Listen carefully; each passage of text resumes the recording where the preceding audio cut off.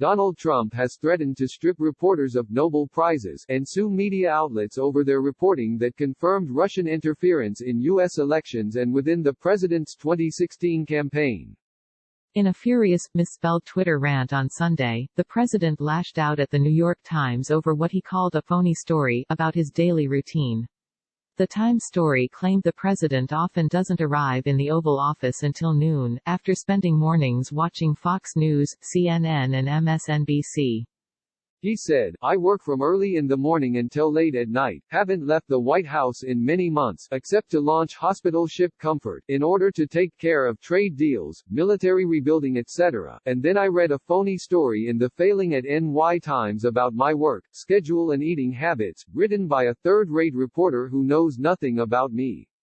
He added, "I will often be in the Oval Office late into the night and see that I am angrily eating a hamburger and Diet Coke in my bedroom.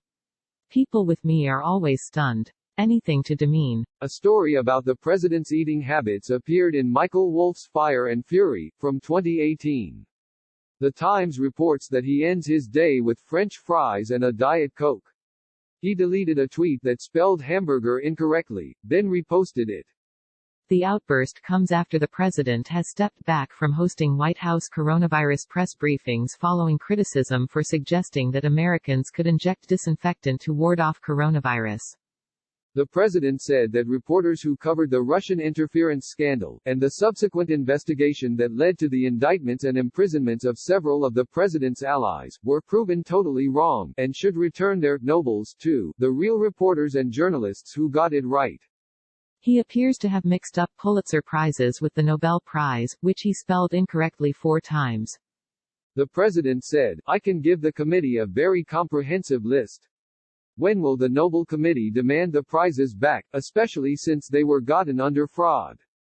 The reporters and mainstream media knew the truth all along. Lawsuits should be brought against all, including the fake news organizations, to rectify this terrible injustice. For all of the great lawyers out there, do we have any takers?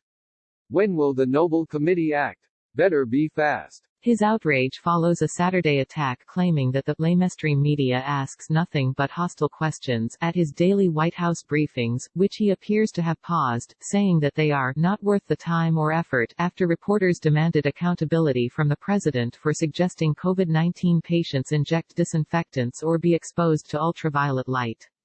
He abruptly ended a press conference and refused to answer questions on the 24th of April, after hosting hours of daily briefings through the pandemic, as he was likely to be bombarded with questions about his lethal advice. A New York Times story this week reported that the president's primary focus, advisors said, is assessing how his performance on the virus is measured in the news media, and the extent to which history will blame him. The Times wrote, "The president sees few allies no matter which channel he clicks. He is angry even with Fox, an old security blanket, for not portraying him as he would like to be seen.